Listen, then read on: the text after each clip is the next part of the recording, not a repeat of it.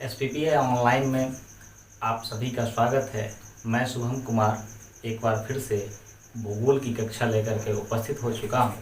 इससे पहले कि मैं कक्षा स्टार्ट करूँ, मैं बता देना चाहता हूँ कि इससे पिछली कक्षाओं में हमने भारत संसाधन एवं उपयोग के बारे में चर्चा कर चुके हैं और इसके अलावा प्राकृतिक संसाधन में हम लोग भूमि संसाधन को पढ़ चुके हैं। अगर आपने अभी तक वो वीडियो नहीं देखा है तो डिस्क्रिप्शन में लिंक दिया हुआ है, आप वहाँ पर क्लिक करके देख सकते हैं। फिलहाल हम लोग आज जल संसाधन पर चर्चा करेंगे। एक वाक्य है जो आप बचपन से सुनते आ रहे हैं, वो वाक्य है जल ही जीवन है। और लेकिन ये वाक्य जो है कितना सही है और जल जीवन कैसे है, इसके बारे में कभी हम लोग व्यापक तौर पर नहीं सोचे। तो आज हम लोग इसी के बारे में जानेंगे कि जल जीवन कैसे है। तो हम लोग स्टार्ट कर रहे हैं जल संसाधन। जैसे ही जल संसाधन की बातें होती है, हमें याद आता है बिहार में आए लगभग सभी प्रदेशों में पिछले वर्ष की बाढ़ की विभीषिका। आपने भी ज़रूर देखा होगा उसको, और उसमें बहुत सारा नुकसान हुआ लोगों का, बहुत जाने गई। तो आपको देखकर ये आश्चर्य होगा कि ये जो जल ही जीवन है का स्लोगन है, यहाँ तो आप जल मरण है में बदल गया। फिर ये कहाँ तक सही है? लेकिन इसका अर्थ ये बिल्कुल भी नहीं है कि जल ही जीवन है स्लोगन गलत है। जल कितना महत्वपूर्ण है ये हम इस बात से समझ सकते हैं कि हमारे दैनिक जीवन में भोजन, पानी, कृषि में सिंचाई, उद्योगों में मशीन को ठंडा रखने के लिए और बिजली उत्पादन में भी जल संसाधन का उपयोग होता है। एक और उदाहरण से अगर हम देखें तो मानव सभ्यता का जहाँ जहाँ विकास हुआ वो नदियों के किनारे ही हुआ। ये इस बात का स्पष्ट प्रमाण है कि मनुष्य के लिए जल कितना महत्वपूर्ण है। इसके अलावा एक और चीज़ों आंकड़े जो हमें इस बात की ओर संकेत करती है कि जल हमारे लिए कितना महत्वपूर्ण है, वो आंकड़े हैं। अगर आप जनसंख्या घनत्व को देखेंगे तो जहाँ जहाँ नदियाँ हैं वहाँ वहाँ भी वर्तमान में जनसंख्या घनत्व बहुत ज़्यादा है। ये स्पष्ट प्रमाण है कि जल मनुष्य के लिए इतना आवश्यक है कि मनुष्य हमेशा नदियों के किनारे बसता आ रहा है।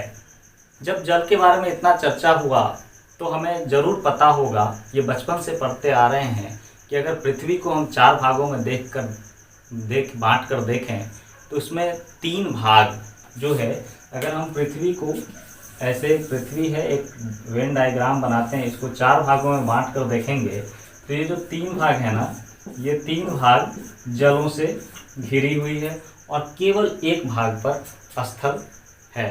लेकिन क्या तब तो हमारे पास जल पर्याप्त मात्रा में होनी चाहिए? क्या ऐसा है? ऐसा नहीं है।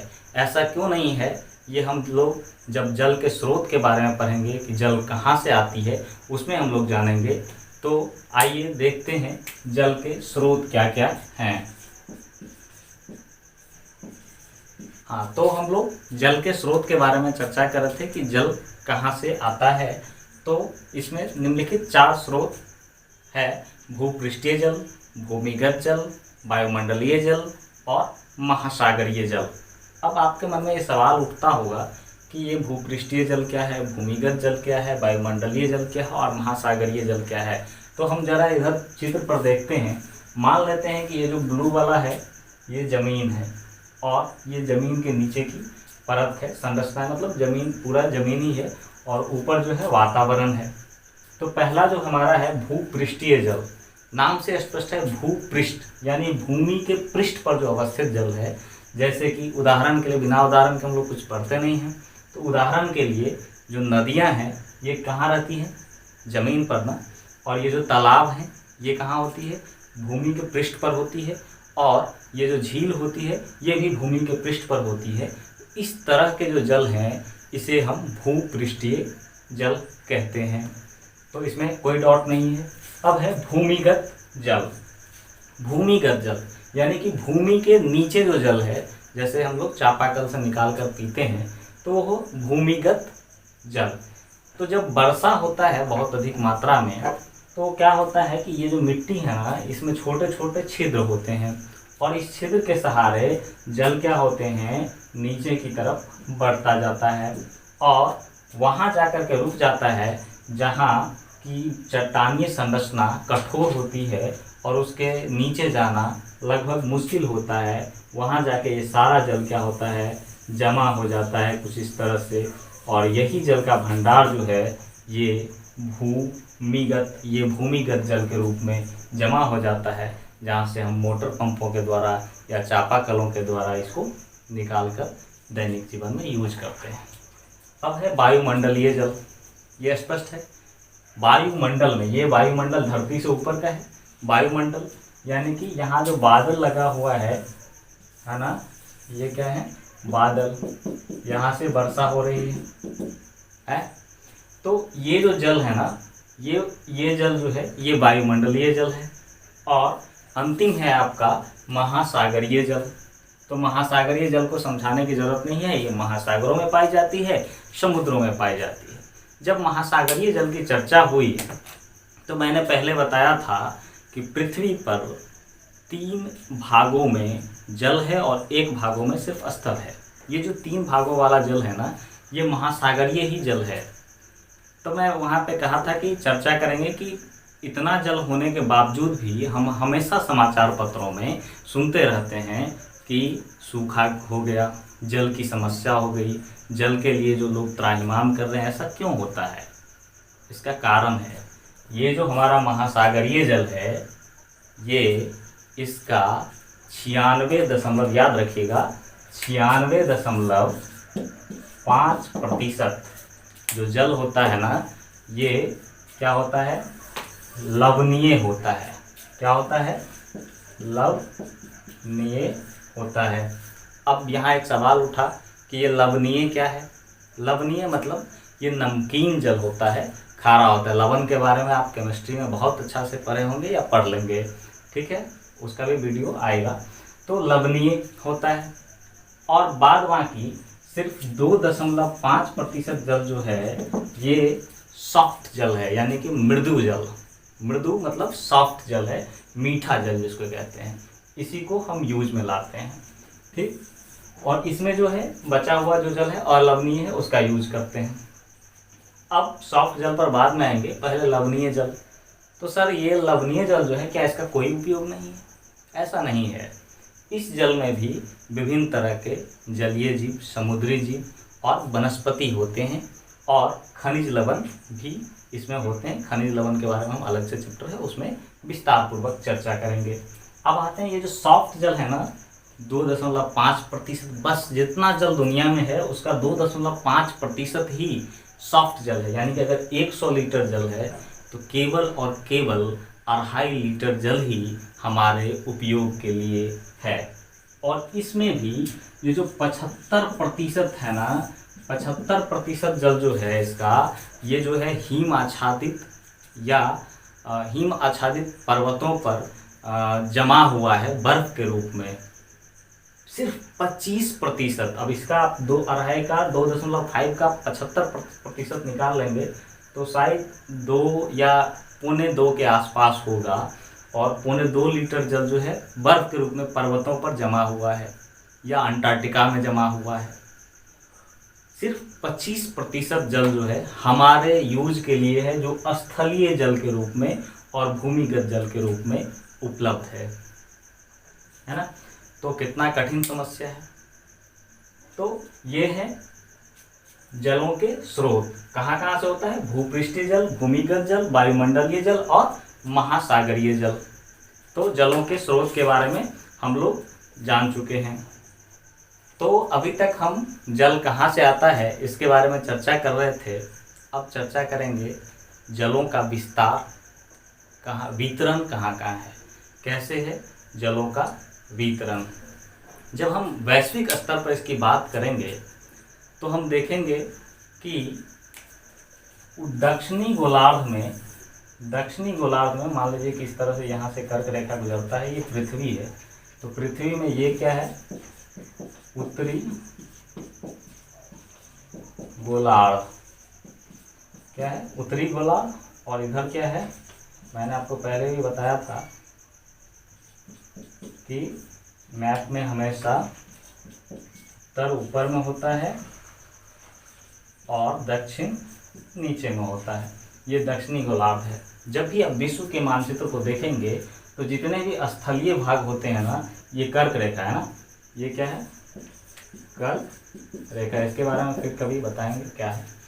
तो इसके ऊपर स्थल जितने हैं ना, ये ऊपर वाले भाग में है, और जितने जल है ना, समुद्री वाला भाग ये इधर है। और इतना ज़्यादा जल है कि पृथ्वी को अगर हम बाहर से देखते हैं तो ये नीला दिखाई देता है। इसीलिए याद रखिए, ये ऑब्जेक्टिव में पूछा जा सकता है कि पृथ्वी को नीला ग्रह भी कहा जाता है। तो ये जो स्थल दक्षिणी गोलार्ध में ज़्यादा मात्रा में जल है, इसीलिए इस गोलार्ध को हम लोग जल गोलार्ध के नाम से भी जानते हैं।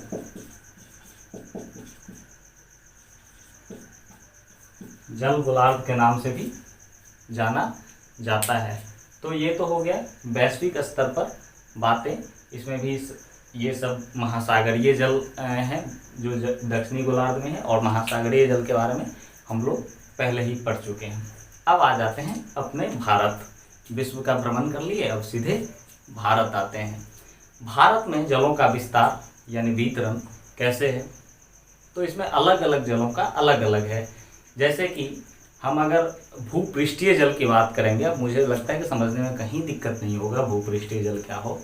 भूपृष्ठीय जल की बात करेंगे तो भारत की भूपृष्ठीय जल अधिकांश नदियां, मतलब कुछ ही नदियां हैं, जैसे कि गंगा, सिंधु और ब्रह्मपुत्र नदियां से ही अधिकांश भूपृष्ठीय जल हम लोगों के लिए उपयोग में लाई जाती हैं। कई बार क्या होता है कि बहुत सारी नदियों में बहुत ज़्यादा जल होने के बावजूद भी हम उसका सही से उपयोग नहीं कर पाते हैं।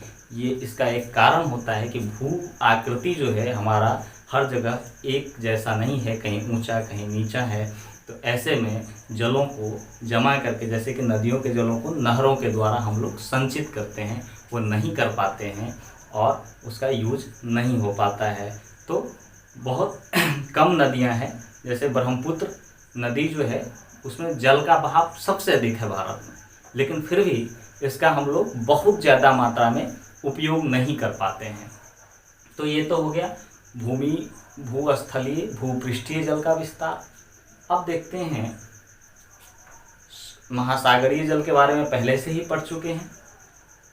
और अगर जनसंख्या के आधार पर हम जलों के विस्तार को देखें तो मान लीजिए कि 100 लीटर जल है और 100 आदमी है, मतलब प्रत्येक लीटर जल पे एक एक आदमी का हक है। लेकिन क्या है कि आपके घर में 10 लोग हैं और आपको केवल 4 लीटर ही पानी मिले, तो क्या ये समान वितरण हुआ? आप कहेंगे नहीं। ठीक उसी प्रकार से अगर हम पूरे विश्व के जनसंख्या में भारत की हिस्सेदारी देखें तो ये है 16%। पूरे विश्व के जनसंख्या में भारत की आबादी कितना है? 16%। और हमारे पास जल संसाधन कितना है? 4%। ये इसका मतलब है हमारे पास जो जल है वो पर्याप्त मात्रा में नहीं है, और पर्याप्त मात्रा में नहीं है तो हमें इसको पर्याप्त करने के लिए क्या करना पड़ेगा? अलग अलग उपाय करने पड़ेंगे, और इन उपायों के बारे में तो हम पढ़ेंगे ही बाद में। पहले देख लेते हैं। तो भूस्थलीय जल के बारे में हम लोग देख लिए हैं। भूगर्भीय जल के तो जहाँ जहाँ नदियाँ हैं या तालाब है वहाँ भूपृष्ठीय जल है। लेकिन अगर भूगर्भीय जल की बात करें यानी भूमिगत जल की बात करें तो इसके वितरण में भी समानता नहीं है। भूगर्भीय जल की अगर हम बात करें तो ये जो है जलोढ़ मृदा वाला जो क्षेत्र था, यानी उत्तर प्रदेश राजस्थान वाला क्षेत्र, इसमें बहुत अधिक मात्रा, क्योंकि यहाँ की जो चट्टानें या भूमि है वो सॉफ्ट हैं, यहाँ रंध्र बने हुए हैं ज़मीन में, तो वो आसानी से रिचार्ज हो जाता है। लेकिन ये जो पहाड़ी वाला क्षेत्र होता है ना, वहाँ जो है भूमिगत जल का बहुत अभाव होता है। तो हमारे देश में ऐसा है कि बहुत सारे जगह जो है पहाड़ी क्षेत्र हैं, वहाँ अभी भी भूमिगत जल का अभाव है। लेकिन एक आंकड़े के मुताबिक अगर आप देखें तो पूरे भारत में जितना जल है भूमिगत, उसका 16% केवल और केवल उत्तर प्रदेश में है। इसी से आप अनुमान लगा सकते हैं कि भूमिगत जल के वितरण में भी हमारे यहाँ कितनी असमानताएं हैं। तो अब आते हैं जल संसाधन का उपयोग। जल संसाधन के उपयोग को जानने के लिए सबसे पहले एक डाटा देखते हैं कि किस तरह से जल संसाधन का उपयोग बढ़ता जा रहा है और जल कम होता जा रहा है।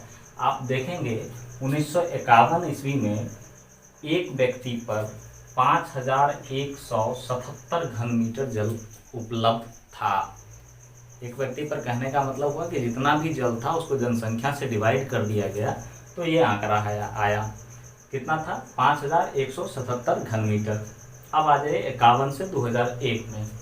तो 2001 में आने के बाद देखते हैं ये घटकर क्या हो गया, एक व्यक्ति पर 1829 घन मीटर। और एक अनुमान लगाया गया है कि 2025 में ये घटकर एक व्यक्ति पर 1342 हो जाएगा। तो इस तरह से आप देख रहे हैं कि किस तरह से आने वाले समयों में हमारे देशों में जल संकट आने वाली है। और यकीन मानिए ये स्थिति जब भयावह हो जाएगी, अगर हमने कोई उपाय नहीं किया तो एक दिन ऐसा आएगा कि हमें पेट्रोल और डीजल की तरह जल भी दूसरे देशों से खरीदना पड़ेगा, है ना।